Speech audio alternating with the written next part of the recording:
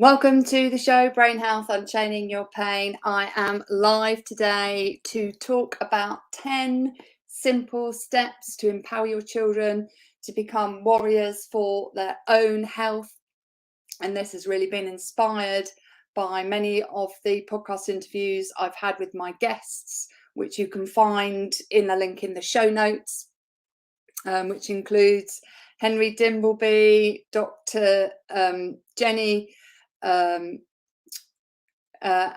so many others. I don't have the list in front of me, but do make sure you check out the list in the show notes. There's been some brilliant interviews that have been super inspiring in the context of helping our children become warriors for their own health.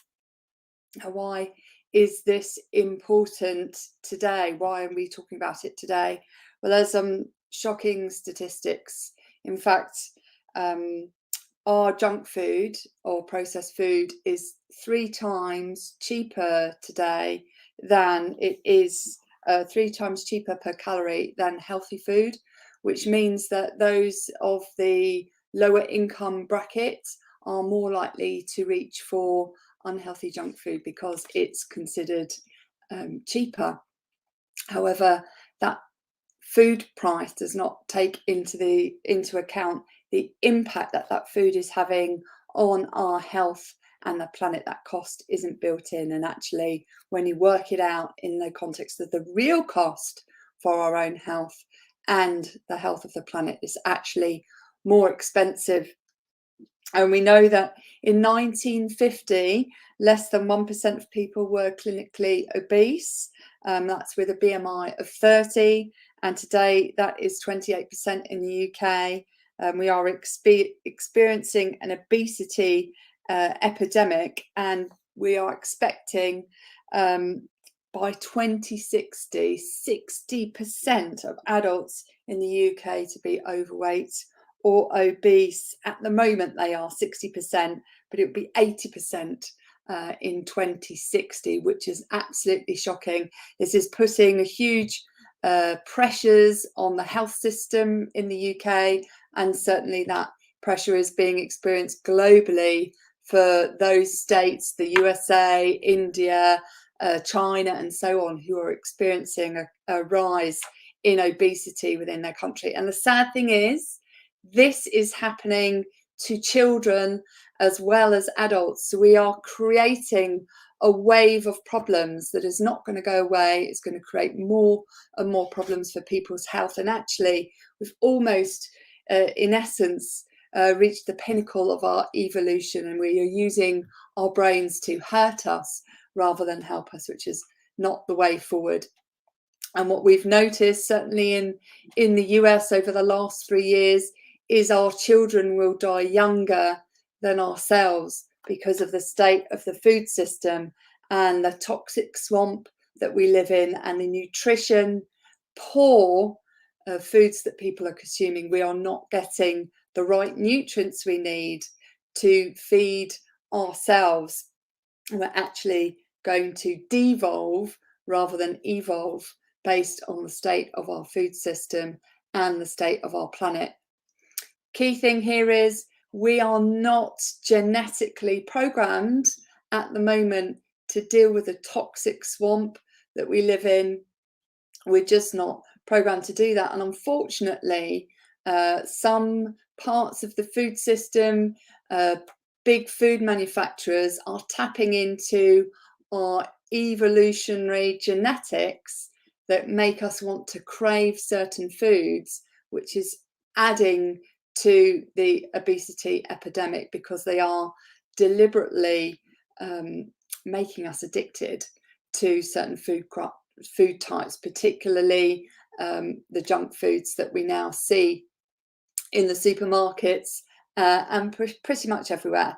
So if you are looking to help your children have a longer life expectancy than yourself, whether you're a carer, a parent, a member of an organisation that looks after children, then please do take the time to listen to this, because I'm really going to go through 10 simple steps that you can take to help your children become the warriors for their own health.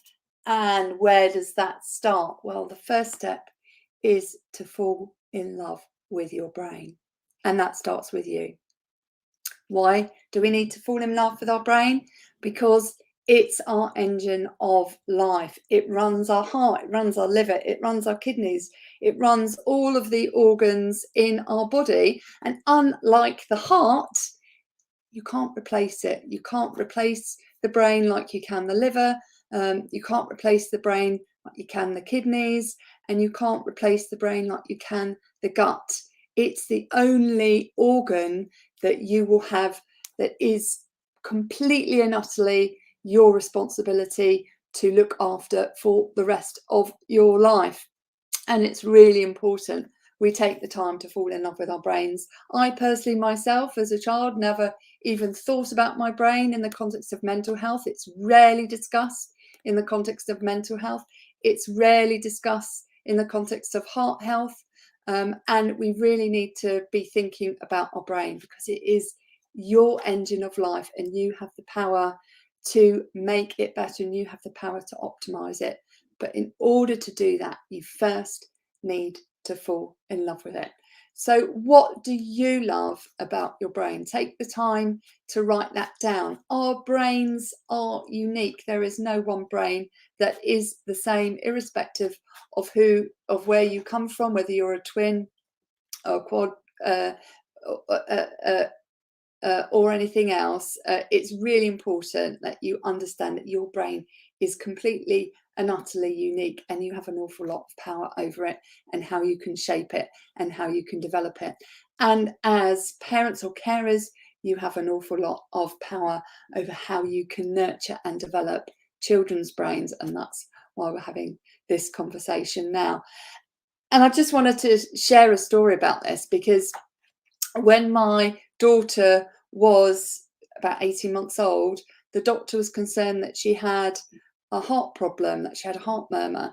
And he referred her to a paediatrician called Dr. Kelly, and she went and saw the paediatrician in hospital. It was a really easy conversation to talk about heart. We could point to it, where it is in her body. We could talk about how the heart was either working not well enough, or there was a problem with her heart. And she loved Dr. Kelly. He was the best thing since sliced bread. She got her heart imaged. They found out it was okay, and she went back on her merry way, loving the treatment that she got from her paediatrician, loving the whole experience of going into the hospital. Now, when we talk about mental health, we don't talk about the organ that is our brain, that is often in trouble. We talk about a concept that is often difficult for children to grasp. You can't point to mental health, you can't touch it. It's an ethereal concept, but you can point to a child's brain. You can show them where their brain is. You can teach them how to fall in love with their brain. You can teach them what things help their brain and what things harm their brain. And that is why it's really important to start talking about brain health and start talking about how we can fall in love with our brain. Number 2, second simple step, is do the things that help your brain. That is making sure you get enough sleep, making sure you exercise. Really, really, really important, and this is the primary topic of this conversation, is make sure you feed your brain the right food it needs to survive and thrive. And make sure that you minimize your stress levels. There's been loads and loads of conversations around this. Dr. Sally Moorcroft talked about the importance of those 4 things when we were talking about brain health and the menopause and how to master menopause. So really make sure that you do the things that help it. Now, if you think about your brain being your engine of life, you would not put unleaded in a diesel fuel tank or other way round. And my husband did this by accident when we went away on holiday, and he put unleaded in our camper van, which takes diesel. And for anybody who has a vehicle, the consequences can be catastrophic. And the catastrophic consequences for us, fortunately, we didn't completely kill the engine, but we had to be towed off at the beginning of our holiday, towed off the Channel Tunnel train, and wait overnight for that fuel to be drained out of the engine and for the right fuel to be put in. The exact same thing applies to our engines of life, which is our brain. We need to be focusing on putting the right fuel in our engine of life, which is our brain, because it runs everything. It is the most energy hungry organ in the body. So it's really important that we give it the right fuel. And that means not putting junk fuel in our engine, minimizing the amount of junk and processed foods that you feed your brain, because it will not perform optimally. You are not giving it the super fuel that it needs to function effectively throughout the day. Exactly the same principle as if you were putting the wrong fuel in your car. And you would not put the wrong fuel in your car. So why, on the most advanced engine in the planet, are you not paying attention to the fuel that you put in your engine of life, which is your brain? And it is so, so important. As part of that second step, we need to avoid the things that hurt our brain. And this is absolutely something I paid zero attention to when I was growing up, because nobody told me explicitly the things that were going to hurt it. So back to the 4 things that really help it. Sleep. Insufficient sleep really hurts your brain. Your brain cleans itself at night when you go to sleep and gets rid of all the toxins and the junk in your cells whilst you are asleep. So it's really important you give yourself enough sleep so that your brain can complete its wash cycle. So don't cut down on your sleep. And in fact, since the 1900s, we used to sleep around 9 hours. That's now down to on average around 6.5. And we are not allowing our brains to get the reboot that it needs at night time to clear out the toxins in our system, and that can severely impede our performance, cognitive performance. Make sure you get enough sleep. It is also one of the 11 risk factors associated with cognitive decline, and it's absolutely vital that we focus on that. It's the first thing we often drop when we think we're healthy, and it's the first thing that our brain needs when we're really poorly. That's how important it is. Make sure you get enough sleep. Nutrition is the next one. Don't consume junk food. Minimize the consumption of processed food as best you can. Look for opportunities in which you can buy whole foods, fruit and vegetables, any foods that are sold in the supermarket with ideally less than 5 ingredients in the ingredients list. If you don't recognize the ingredients on the packet, try and avoid buying those foods. Buy something that is healthier. And there are so many books out there about this and what to eat. And I'm just going to focus on this one by Tim Spector, Food for Life. He's got a whole heap of information around what foods are really healthy for you and what foods are really harmful for you. So make sure you check out that book. Other things, think about what you are putting into your body, not just in the context of food, but in the context of liquids. Avoid sugary drinks. Avoid sweetened drinks. Really important in the context of the marketing that is done to children and the marketing that is done to the adult population, claiming that sweetened drinks are healthier for you. They actually trick your brain into thinking that it's getting sugar and cause insulin spikes. And we know from countless scientific studies that people who are consuming sweetened drinks that don't contain sugar will still at risk of getting diabetes compared to those that have the sugary drinks. So it is hacking your brain, the sweeteners, to making it think that it is sugar going into your system. So don't be fooled by the marketing of the food industry. It is not helping your brain, it is hurting it. It's slightly better than consuming vast quantities of sugar, but not a lot in the context of how it is hijacking your brain and making you feel addicted. Other things to avoid: alcohol. Alcohol can be really harmful for your brain. It reduces blood flow to your brain. It kills your brain cells. I certainly used to drink a lot of alcohol when I was young, and I have definitely damaged my brain as a consequence. I don't drink alcohol very much anymore, very rarely. And if I do drink it, I immediately get an alcohol headache. And similarly with sugar, if I have lots of sugar, I get a sugar hangover as well now. I am addicted to sugar, as many of us are, so it's really important for me to avoid it. Other things to avoid: obviously any narcotics, any drugs. That creates a kind of rippled cheese effect on your brain and causes a reduction in the blood flow in your brain, and it's across the surface of your brain. So it's really important that you minimize the consumption of drugs on the marketplace, like marijuana and so on. And that can have a huge impact on your brain health and actually reduces your life expectancy. Obviously, there's a lot of studies around the benefits of marijuana, but the Aiming Clinics has done an extensive study and shown that marijuana is actually detrimental to your brain and will reduce your life expectancy, and that adds a risk to your cognitive health in the context of your memory too, and your memory is at risk.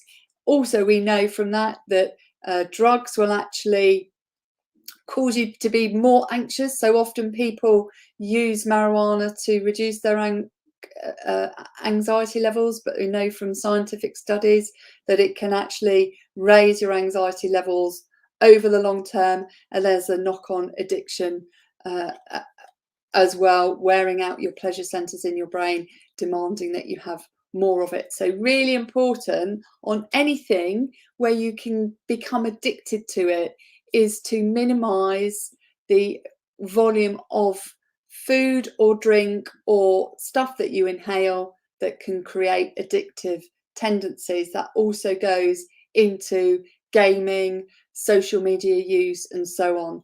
All of these can wear out our pleasure centers, so make sure that you avoid those and minimize it. And as parents and carers, it's our responsibility to minimize it for our children and to educate them why it is important to minimize it, and not to think that our children are not capable of understanding that, because they are. My daughter Lily is 4 and she is completely aware of the problems with sugar, and we don't completely restrict her from having sugar, but she is able to make a decision as to whether she's had too much sugar that day and stop eating it. In fact, she went to my mum's the other day and had an ice lolly after swimming, and she said to her granny, "No, granny, I think I've had too much sugar today. I don't think I should have any more sugar. Thanks for the offer." Our children are incredibly bright, incredibly intelligent, and we mustn't do them a disservice by thinking that they are not. And during this period of development from 0 to 7, that is the fastest period of development of their brain. So it's really important we equip them over that time period so that they are equipped for life to look after it. Third step, you need to role model the way. Children do what we do, they don't do what we say. So if you are asking your children to fall in love with their brain, you need to demonstrate that you've fallen in love with it first. If you're asking our children to do the things that help it, like sleep, exercise, nutrition, and stress reduction, you need to demonstrate that you are doing that too, and be okay that you're not going to get it right all the time. So it's really, really important that you role model the way, and that is one of the key things in terms of persuasion from a high performance perspective. Fourth thing that you need to do, simple step: create a safe environment for your children to thrive.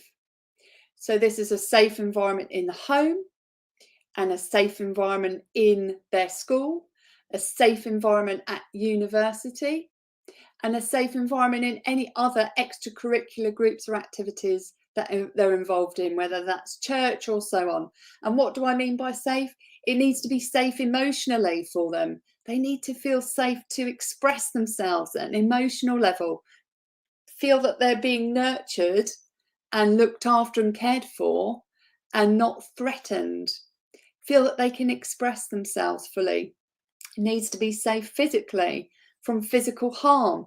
If you are involved in an abusive relationship, it's really important that you find a way to break that abusive relationship in whatever way it is, so that doesn't reflect back on your children and that they end up carrying their adverse childhood experiences into adulthood and repeating the cycle that they've witnessed, which is what they believe is important to survive. And there are many interviews I've done. Michael Unbroken shares his story on one of my shows to talk about his adverse childhood experiences and how that shaped him. In fact, many of my shows, my guest Jess Lee, Charlie Smith, so many people have shared their adverse childhood experiences. So it's really important that we create that safe environment for our kids. And that means looking at what we are feeding our children in those environments, eliminating the foods from that environment that are going to harm them and providing the foods that are going to nurture them and help them achieve the best out of their engine of life. And we have seen that ADD is on the rise. Why? Because our food system has corrupted some of our children's minds, and it is causing our children to experience attention deficit disorder that we never have seen previously, because the foods that we are feeding our brain influence how our brains behave. And it's really important that we recognize that and we take the interventions, whether that's at home, at school, at university, at kindergarten, in the nurseries. Start really early and create that safe environment from a nutritional perspective that allows our children to concentrate and to thrive. This includes feeding them a healthy breakfast and not one that is loaded with sugar, and eliminating the temptations in your house that is likely to make them addicted to certain types of things, whether that's sugar, whether that's sugary drinks, whether that's cakes, sweets, biscuits, gaming. Minimize it. It's our duty of care to make sure that we do that. So please try and do that for your children, for our children, and for the future of our human race. Key things mentally is to make sure that we create an environment where children can focus. So this is giving them an opportunity to have that quiet time, to do the play, the creativity. If there's a constant electronic distractions, or if there's constant food distractions, it's really hard for our children to do that. So take the time to give them that mental clarity that they really need, particularly as their brains are developing, and the spiritual support in the context of creating a safe environment. Give them the opportunity to explore what they love in life, what they're passionate about, how they can fulfill their passion, whether that's extracurricular activities, whether that's passion in terms of being creative with building things, painting things, connecting with children, dancing. Create that opportunity for them to discover what they love about life and what they really love doing. Really important. Fifth thing that's really important, simple step to empower your children to become warriors for their health. We acknowledge that you're human. We can all trip up and make mistakes. Share the stories of the mistakes you've made. Be okay with being a little bit vulnerable. That's okay for our children, because they need to know that you're human, and they need to know that you have emotions too. You're not a robot and you're not emotionless. Really important. that you do that, because we're in a really challenging world today.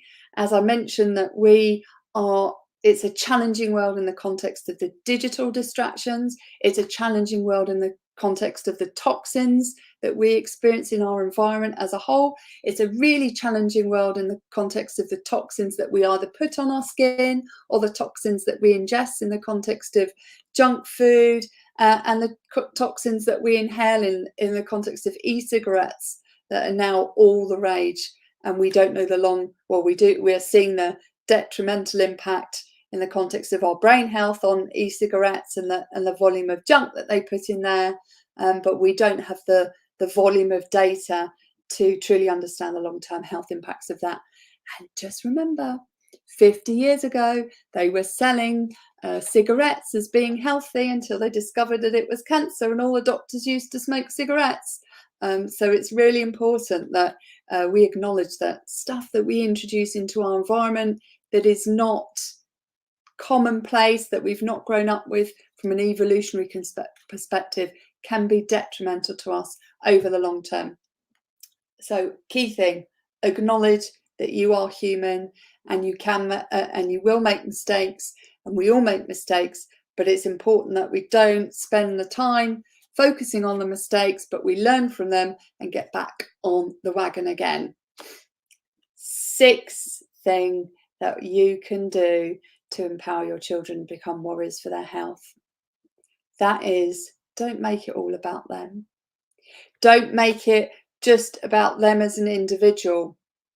Our whole body is the host of billions of bacteria. We are looking after a whole family of microbes in our gut, and 90%, up to 90% of those 90% of the neurotransmitters in our brain are generated in our gut. So things like serotonin that make us feel happy is generated in our gut. Dopamine generated in our gut. So it's really important that they realize that it's not just about them. It's about the whole family of microbes, of organisms that they've got inside of them that need to be fed appropriately so that your brain functions properly. And the way I talk about this to my daughter Lily is I talk about the soldiers in her gut, and we talk about feeding the mummy soldiers, the daddy soldiers, and the baby soldiers, and making sure that they have the right nutrients to function effectively.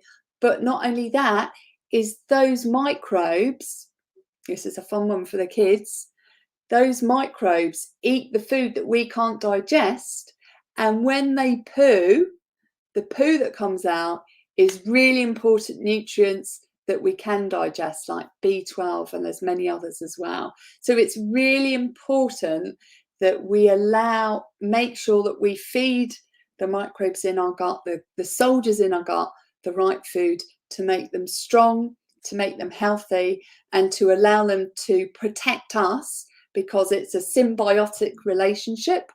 So it's a mutually beneficial one most of the time if we've got the right microbes in our gut, where we support each other rather than hurt each other. Hurt your microbes, you hurt yourself. Look after your microbes, your gut soldiers, and they will look after you. So don't just make it about that particular individual. And also, when we're talking about how we can support ourselves, is when we focus on the organ of the brain, the conversation is about the brain itself. So we're focusing on the organ that may be in trouble, and our brain is the engine of life, rather than pointing the finger at the individual. So like I said in the story, my daughter had her heart checked over. The conversation was about her heart. It wasn't about her, it was about her heart. And so it didn't become her being broken, it was about her heart being in trouble. And it's really important we reframe that conversation and focus on the organs that are struggling, and not point the finger of blame at the individuals. Often happens when we talk about mental health, it's I have a mental health problem, your brain is in trouble is really the issue, and let's help fix your brain and learn how you can fix it. Much easier conversation, much more inclusive conversation, much more diverse conversation, and it focuses on getting the best out of your engine of life, which is super unique. So it becomes focused on optimizing your engine and therefore getting the best out of yourself. So don't make it just about them. Focus on the benefits extension that can be achieved, both in the, from a microbes perspective and when you're talking about their brain. So the next one, 7, is sugar. Avoid sugar. Minimize the consumption of sugar. It is a child's #1 enemy. Breast milk is incredibly sweet. We have oligosaccharides in there that are really important to feed our children the right nutrients to optimize their brain health. We are programmed to be to sway towards more sweet and sugary things, because from an evolutionary perspective, when we eat lots of sugar, our body stores it as fat so that we can survive over the winter period. The problem is that there is no winter period now. We can just keep consuming sugar all the time in the form of fruits, but those fruits have had all of their fibers removed and it's been turned into pure sugar. Orange juice is not healthy. It is like drinking liquid sugar. Avoid those drinks that are typically sold as being healthy. Eat the real fruit, provide the whole fruit, so that you get that lovely wrapper of fibre to go with the delicious fruit that you have, and that becomes a slow release in your gut rather than a sudden hit of sugar into your system, which will cause you an insulin spike and insulin sensitivities. So really important, minimize sugar consumption, minimize simple carbohydrates. So simple carbs are things like white bread, white rice, white potatoes. They are all equivalent of eating a bowl of sugar. So move away from simple carbs, move to complex carbs, brown rice, sweet potatoes, brown bread, preferably homemade, or bread with lots of fibre in it. So where the children are not getting a massive dose of sugar, hit, which is causing them not only insulin spike and trouble with managing their energy levels, but also creating that desire to continue eating that type of food, because it taps into the addiction centres in our brain and makes us want more and more and more and more. So going back to making sure that you create a safe environment, minimize the amount of sugar that you have in the house. Tell them why it's important. The sugar that we put into our cells, into our gut, will feed yeast. It will feed microbes in our gut that can cause yeast infections. It can create and lead to leaky gut, which then leads to problems with our brain health, problems with our immune system. It is really not something we want to be putting in excessive quantities in our gut. So make sure you minimize the consumption of sugar and simple carbohydrates. Next one is number 9, I think we're on. It is cut out sweeteners. Sweeteners are a child's #2 enemy, because our brain doesn't very easily distinguish between sweeteners that we have in our drinks and sugar. The exception on sweeteners is stevia. It is typically perceived to be okay now, but really try and minimize the sweeteners, particularly those that are manufactured like NutraSweet and so on. It's really important that you minimize sweeteners, particularly also if you're diabetic, because it tricks your brain into thinking that it's got sugar in itself, so it's not helping you from a diabetic perspective. So please focus on making sure that you have a balanced diet. Consult with your dietitian. Make sure that you are minimizing sugar or sugar substitutes that can make your body think it's getting sugar and cause you to have insulin problems. So key thing here is there's a lot of marketing by the food industry that is selling sweetened drinks as being healthy options compared to sugar drinks. It's not the case. We really need to be focusing on, if you're going to sweeten drinks, do it with natural, do it with popping little bits of fruit in your drink, do it with stevia if you want to, but ideally try and keep on water for your children to minimize that addiction of sugar that they're likely to get from having excessive consumption of sweeteners. And there are so many statistics out there in the context of the impact of sweeteners on obesity as well. So it's strongly linked to obesity. Step number 9, I can't remember where I'm at now. If your children are experiencing problems with their skin, problems with their gut health, maybe they are inconsistent in their bowel movements, maybe they don't go for several days, or they have diarrhea, it's most likely that they are allergic to or intolerant to something that they are consuming from a food perspective. The two greatest protagonists on this is, the first one is dairy. Now, dairy from cows is a different configuration to the breast milk that we get. So it's A1 typically in cows, more A2 in Europe, but A1 in the USA, and it's an A2 configuration for breast milk.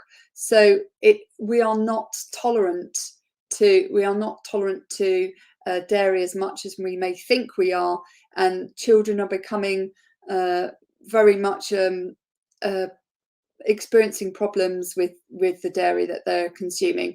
So if you're noticing that your child has very dry skin, if you're noticing that they're having bowel movement problems, then please do take the time to eliminate dairy from their diet. You can do it 1 or 2 weeks and monitor the change. The second one that is a big protagonist in the context of gut health and brain health is gluten. So gluten causes leaky gut. It's really not very healthy for us at all in the context of our evolutionary development. Old grains are a lot better than the new ones because the new ones have been genetically modified and have a much higher gluten content. So consider removing gluten from your child's diet. That can improve their cognitive function. It certainly improves their gut function. It will minimize the risk of leaky gut, which can lead to increased risk of immune system issues and infections. Dairy itself can cause sinus infections. So I myself, from being a very young child, from day zero, in fact, had chronic sinus problems. I had grommet issues. I had constant sinus infections and a multitude of antibiotics throughout my life until 6 years ago. Pretty much antibiotics every year completely destroyed my gut microbiome.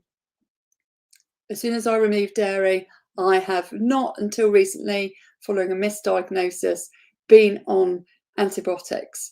So I've spent 6 years free of antibiotics from eliminating the protagonist of dairy in my diet, and I've also eliminated gluten as well. And those are the two big things that really affect my sinuses. Gluten can cause people similar inflammatory issues in their ear, nose and throat.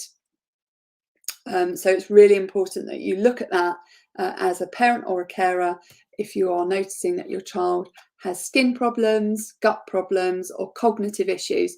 Particularly important for people with autism and for children with ADD is to look at their diet and eliminate the protagonists in there, starting with dairy and then gluten.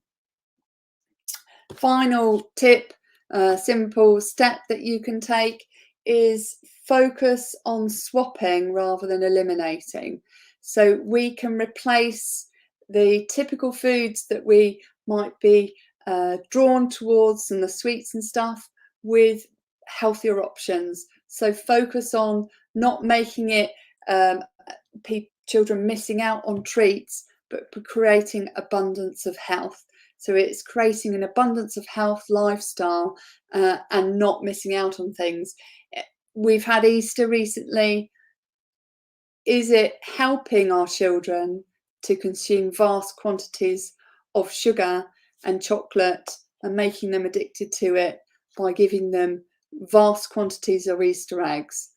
Or is it better for our children to create an abundance by minimizing that sugar consumption so they don't become addicted, so they don't have skin issues in their teenage years, as I did?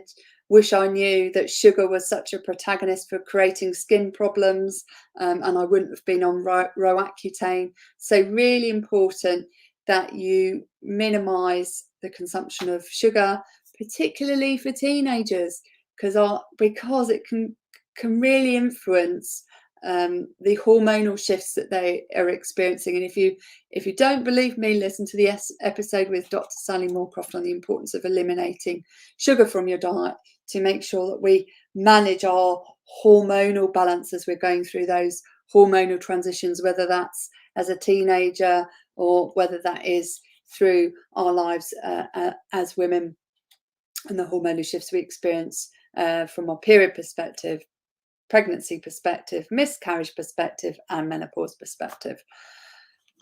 So I hope you found that helpful. 10 simple steps to empower your children to become warriors, starting with falling in love with your brain, doing the things that help it, avoiding the things that hurt it, role modeling the way, creating a safe environment for your children, emotionally, physically, mentally, and spiritually. And that includes eliminating those addictive foods and those addictive tendencies, gaming and so on, minimizing those in the places that they require nurturing in, and that includes the home and also at school. Acknowledging that you're human and it is a tough environment out there. It's a toxic swamp that we are now living in, and we are going to trip over just by the nature of the marketing that we're being bombarded with by the food industry. Don't make it all about your children. Focus on the benefits that they are going to realize for the microbes in their gut, their microbiome, and the fact that it's all about optimizing their unique brain. So we're not creating a blame game on the person, but focusing on the organ and the engine of life. Make it about the family inside of them, as I said, that protects and nurtures them. Know that sugar is a child's #1 enemy in the context of obesity. So please do eliminate that and eliminate simple carbohydrates, eliminate junk food. Next is make sure you eliminate sweetened drinks and sweetened foods with the typical sweeteners that we're familiar with. Minimize the consumption of those foods. Don't be giving your kids chocolatey cereals. That is definitely no good for their gut health and no good for their brain health or heart health or liver health. Consider cutting out dairy as well as gluten if your child is experiencing gut issues or cognitive issues or skin issues. The gut is called the second brain. Our skin is called the third brain. So if you are experiencing problems with either of those organs, your gut or your skin, you are almost certainly experiencing it in your brain. And make sure finally that you swap when you shop. Focus on providing the foods that nurture and help our children grow, rather than and creating a life of abundance of health, rather than them feeling like they're missing out, because it certainly don't want them to be missing out on their lifespan and their health span in the future. I hope you found this episode helpful. Please post your comments below. I'd love to know who is listening, where you're from, if you're from an organisation, if you're a child, if you're an adult, a carer, parent, what steps you are going to take from the 10 simple steps that I've highlighted here. Start small, just do one step at a time if it feels super overwhelming, and tell me what you found super helpful and successful, and in what context that you've applied it, whether that's been at home, whether that's been in the workplace, whether that's been in an educational establishment. or whether that's been purely for yourself as a child or as an adult. Love to hear how you're getting on.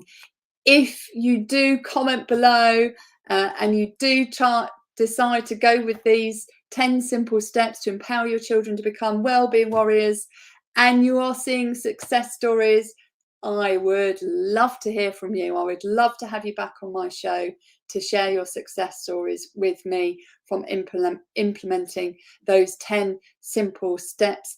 If that is something that you'd like to do, please go onto my show page. That's ruthmaryallen.com/show and register your interest to join me on my podcast and tell me all about how you have empowered your children to become well-being warriors. It has been an absolute pleasure talking to you. For more information about myself, the Wellbeing Warrior Academy, where we help your children and you become warriors for your own health and take charge of your well-being, please visit me at thewellbeingwarrioracademy.com or ruthmaryallen.com to find out more about how I can support you. Please like and share this episode to anyone who you think could benefit from it, whether that's at school, in the workplace, or in your educational organisation, or with family or friends, so that we can spread the word to help our children become empowered to be wellbeing warriors, so that we give them a great health span and a great lifespan in the future. Like I said, it's been a real pleasure, and I look forward to connecting with all of those that are taking charge of their well-being and learning how to be the boss.